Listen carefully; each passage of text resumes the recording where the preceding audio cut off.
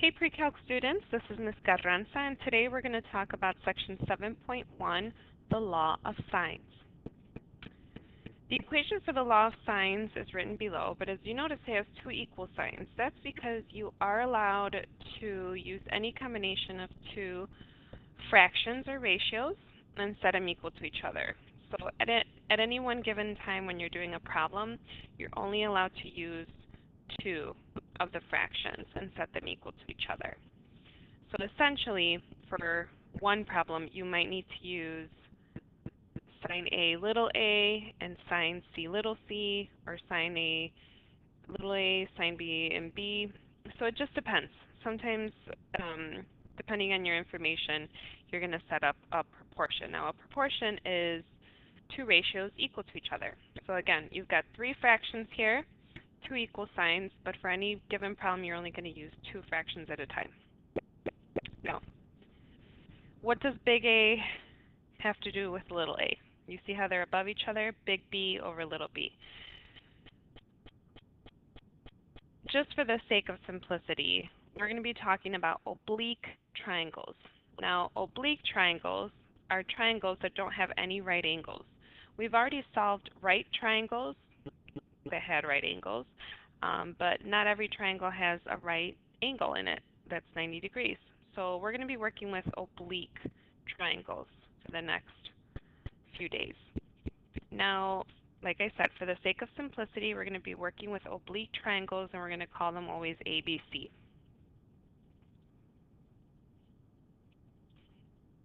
I chose to label them clockwise, ABC. It really doesn't matter. I could also have done it this way, ABC counterclockwise. The way you read the angles is you go from left to right or right to left.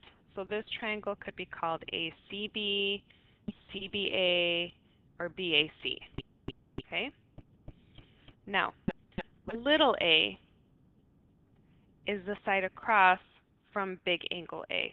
So we use capital letters for the angles and lowercase letters for the sides. Little c is across from angle C, and little b, lowercase b, is across from big angle B. So that's really important for you guys to know how to label sides and angles. So again, the capital letters are for angles,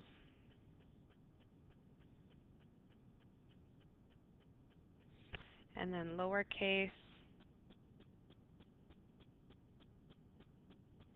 are for sides. Okay? So keep that in mind. That's going to be important. Okay. Now, one other thing that you're going to need to know how to do is how to recognize whether you've been given an angle, angle, side, or side, angle type of triangle. This is a review for geometry. Angle, angle is when you're given two angles and the side between them. So let's see what that would look like. Let's see, we have angles A, B, and C. You could be given angle A. Let's say it's 35 degrees. You could be given angle B. Let's say that is 80 degrees. And the side between them. So what side is between angles A and B? Between angle A and angle B is this side here. That's across from angle C, so that would be little c. So you'd have to be given, let's say that's 3 inches. Okay, that's just an example. Another example is if we were given, let's say, big A. I'm just going to make up numbers. 40 degrees, big C, 12 degrees. Okay, so two angles and the side between them. So angle A and angle C, what side is between angle A and angle C? This side right here. That is across from big B. So that would be little b. Let's say 15 feet. Okay? So again, you need to be given two angles and the side between them. They won't always be given in this order. So for example, they might give you these out of order. So that's why it's going to be really important for you guys to draw out the triangle and label your information. So again, for this example, angle, side, angle, you need two angles and the side between them. For angle, angle, side, you need two angles and the side that is not between them. What would that look like? Well, let's say we have angle A, angle B. Remember, capital letters for angles. But then the side that is not between them. So angle A, angle B, and not the side between them. So that leaves us with two options. We could have this side, which is across from angle A, so that would be little a. So that would be an example of AAS. Another example would be if they gave us, let's say, A and C. So again, I'm just making up random numbers. So if they gave us A and C, two angles, I would, to be able to be AAS, I can't have the side between them. I would have to have either of these. So for example, I could have opposite of C or opposite of A, one of those sides. So in this case, I could have little c. Say that's 18 meters. So those are examples. For AAS, you can have two angles and a side not between them. Now, I'm going to go back to the ASA. ASA, this is kind of how you guys used to label them in geometry. This would be AAS. That's one example. Or you could have had angle B, angle C, and then side C, right? There's many options that you could have. Okay, just make sure that whatever it is that you're following these rules. For ASA, it's two angles and the side between them. AAS is two angles and a side not between them. And finally, everyone's favorite, freshman and sophomore years, for those of you that took geometry honors freshman year, the ASS. Also for school appropriate, we say SSA. That's when you're given two sides and an angle that is not between them. So notice this is the first time that we don't have two angles. All the previous examples had two angles and a side, right? Two angles and a side. And then this one's two sides and an angle, but it can't be between them.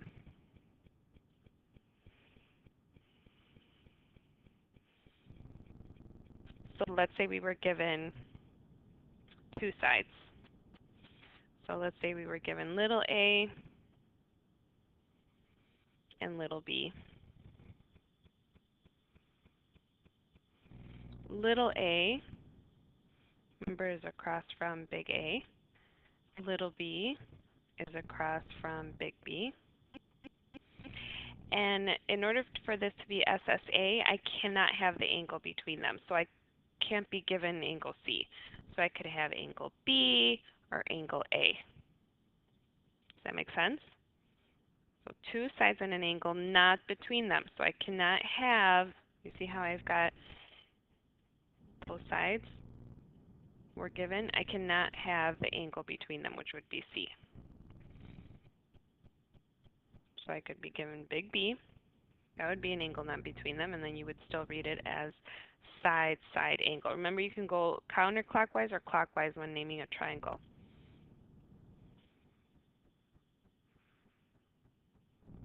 would be an example. Okay?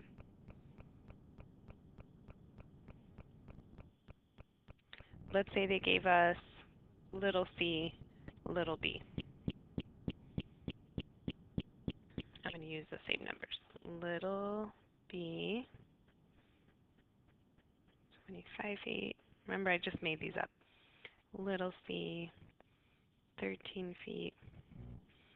Okay, if you're given b and c, in order for it to be SSA, you cannot be given angle A because that's between the two sides. Okay, you'd have to be given angle B or angle C. So in this case, big C would be fine. That would still be considered SSA. Okay, and the way that you would label this, or the way you did this in geometry, was two sides and the angle not between them. So something like that.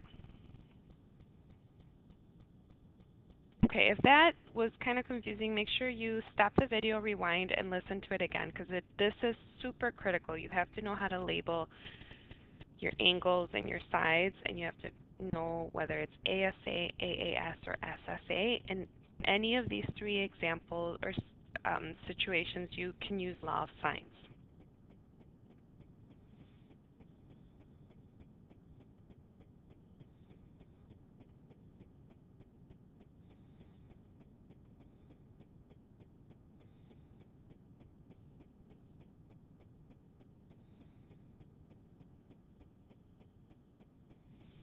Okay. Now, sorry about that weird glitch. Just for the first part of this lesson, we're going to be dealing with the first two situations when you're given two angles.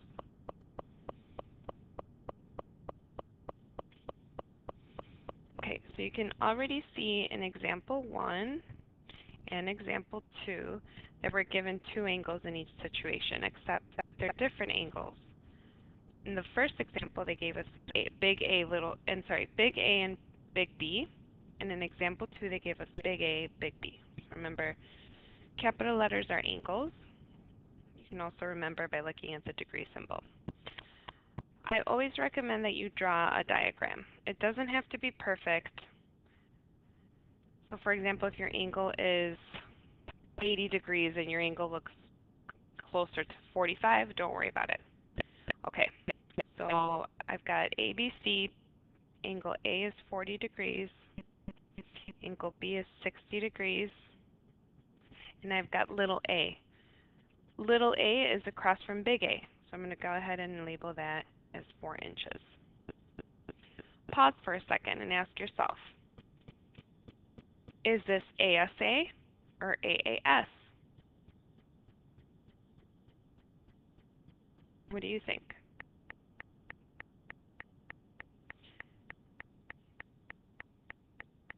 If you said AAS, you are correct, because we have two angles and the side that is not between them. Okay, so here's what I'm going to do first. They want us to solve the triangle. We solved right triangles before. In case you forgot, solving triangles means to find all three sides and the three angle measures. Okay? We already know two of the angles, so we can use the 180 rule to find the third. Do you remember that the three angles in a triangle always add up to 180 degrees? Notice I'm using capital letters because we're talking about the angles. So if you already know two of them, subtract them from 180,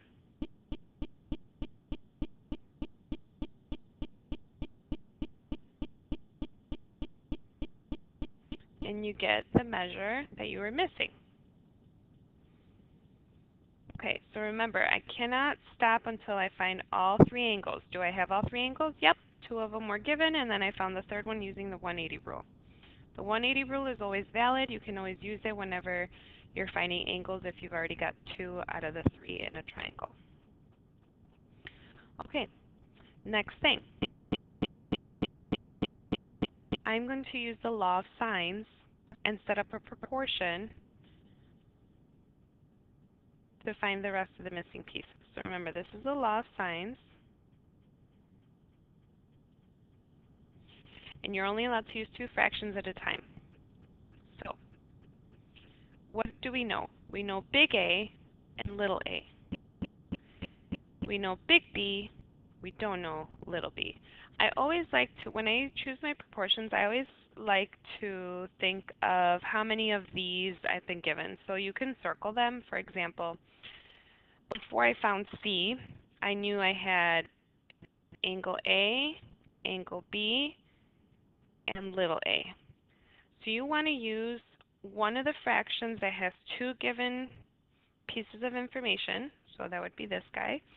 And then one other fraction. Obviously C at the very beginning, just looking at what was given, we didn't know C, so I would have started with these two. So sine A over little a equals sine B over little b. So now I'm going to go ahead and substitute. Sine of angle A, which is 40 degrees, over little a, which is 4 inches, equals sine of big B, 60 degrees, over little b. So notice that slowly I'm trying to find all the missing pieces. I'm trying to find little b, right, across from the 60. I already know little a and I need little c. I already found big C using the 180 rule. Okay, so this is where you cross multiply. So you have, I always like to keep my variables out in front. So b times sine of 40 equals 4 times sine of 60. So keep your singletons, your sides, in front of your trig functions if possible. So notice I put the 4, that was a side length, I put that in front of my trig, sine. Okay, then to get the b by itself, we divide by sine of 40. They want us to round to the 10th. I may have gone too quickly through the directions, but you can see up here it says solve each triangle, round your answers to the nearest 10th. Always helps to draw the triangle. Okay, so if you're going to put this in your calculator, I highly, highly recommend that you do this first, or you can put it in parentheses before you divide by sine of 40. Also, please make sure you're in degree mode. That is super duper important. Remember, we were working with radians in Chapter 4 and Chapter 5, but for law of sines, since we're dealing with triangles, we're going to be in degrees. So you're going to do 4 times sine of 60. You can push enter and then divide.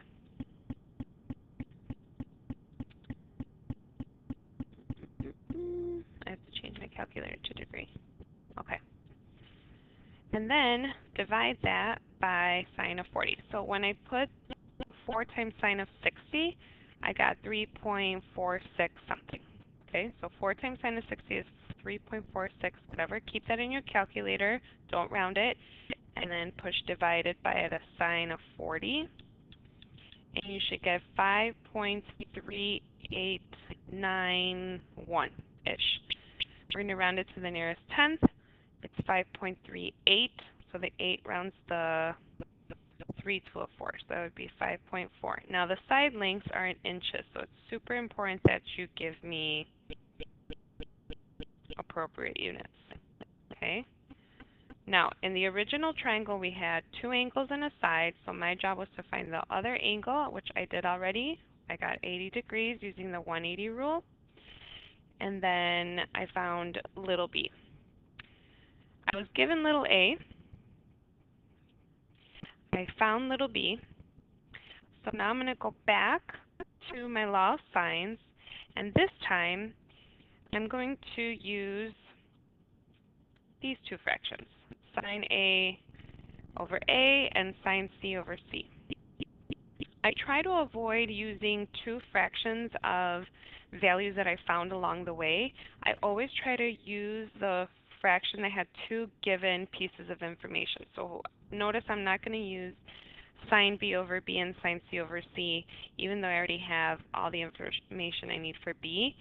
I want to avoid using the 5.4 inches for b in case I messed up. So always try to use the given information as much as you can. Okay? So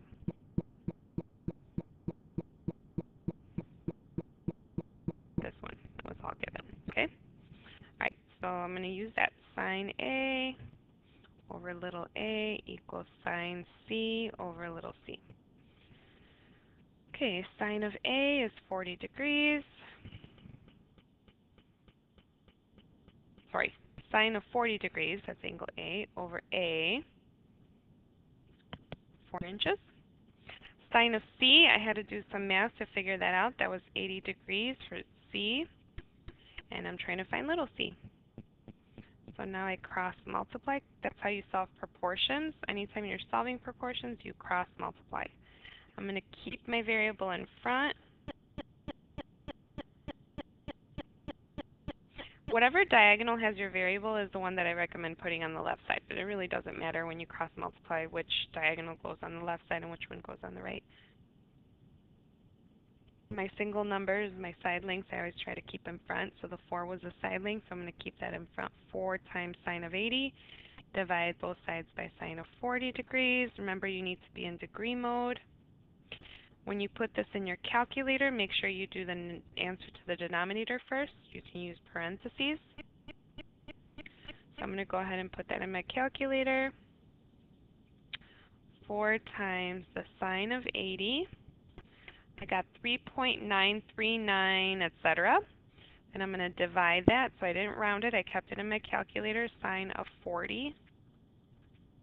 And I got 6.128, which we're going to round to 6.1 because behind the 1 is a 2, and you need 5 or more to raise the score. So that is going to be inches. Don't forget your units.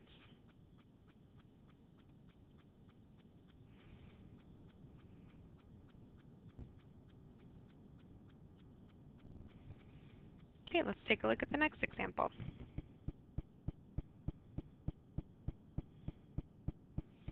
Draw a diagram. Doesn't have to be perfect. Angle A is 35 degrees. Angle B is 15. And little c, which is across from angle C, is 5 centimeters. Notice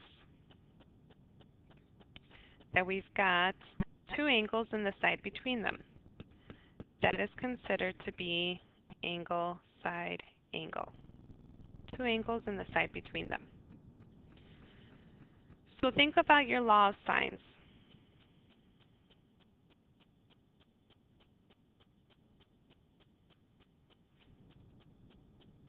Circle the information you know. I know angle A, I know angle B, and I know little c.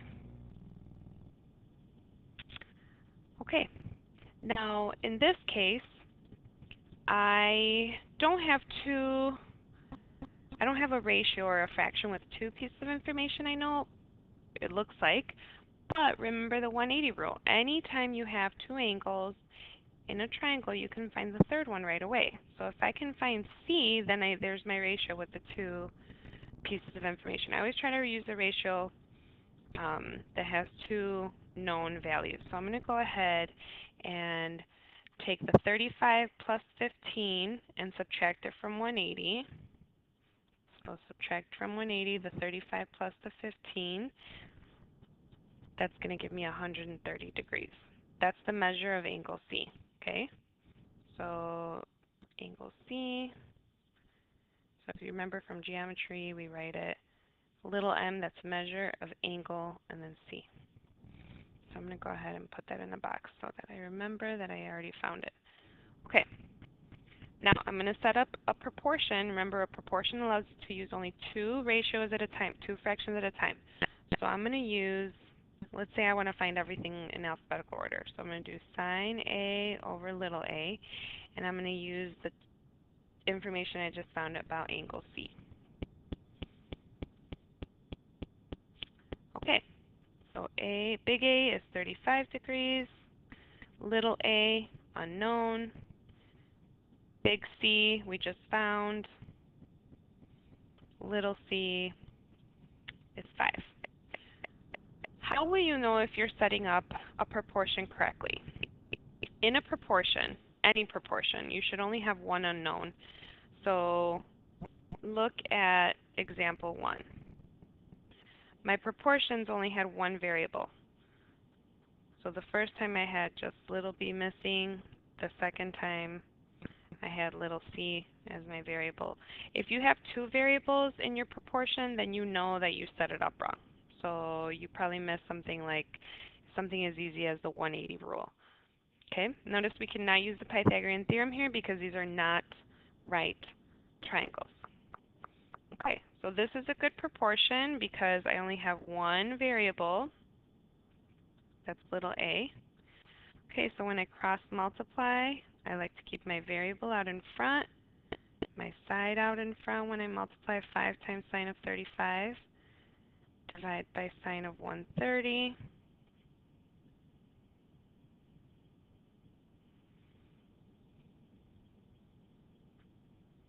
Okay, put that in your calculator. So 5 times sine of 35 is approximately 2.8678 blah blah blah. Divided by sine of 130 is 3.74 blah blah blah. So we're going to round it as 3.7, and our units here are centimeters. Okay, again, you cannot use the Pythagorean theorem. I've seen kids do that sometimes when they know two sides. They use the Pythagorean theorem, but there's no hypotenuse here. There's no legs because this is not a right triangle. These are called oblique triangles. Oblique triangles do not have any 90-degree angles. Okay, so now I'm going to use another proportion. I'm going to stick to using my information about C, but this time I'm going to find the information for B. I already know that angle B is 15 degrees. So I'm going to go ahead and fill that in. Sine of B, and my job now is to find little b. Sine of C, that's 130, and little c is 5 centimeters. Okay, again, you'll know you have a good proportion set up because you only have one variable within it. Okay, so I've got my variable times sine of 130. Remember, I always try to keep my whatever diagonal has the variable, I put it on the left side of the equal sign, and then the other diagonal I put on the right side of the equal sign. I always put my side lengths in front of my trig functions. I recommend doing that because otherwise you're going to run into problems with your calculator. Okay, go ahead and put that in your calculator. And if you did it correctly, let's see, 5 times sine of 15, and then divide by sine of 130. We'll round to 1.7 centimeters. Don't forget your units whenever you're finding angles. You got to put degrees. Whenever you're finding sides, use whatever units they gave you. Okay. As always, and I should have said this at the beginning of the video, but whenever you're learning a new lesson, it's good to try to listen to it first without writing anything down, and then watching it again, and then take the notes. So if you felt like I rushed through something or you didn't understand it, feel free to rewind the video and watch it again. I am also available for help if you send me a message through Remind or email. All right, guys, have a great day.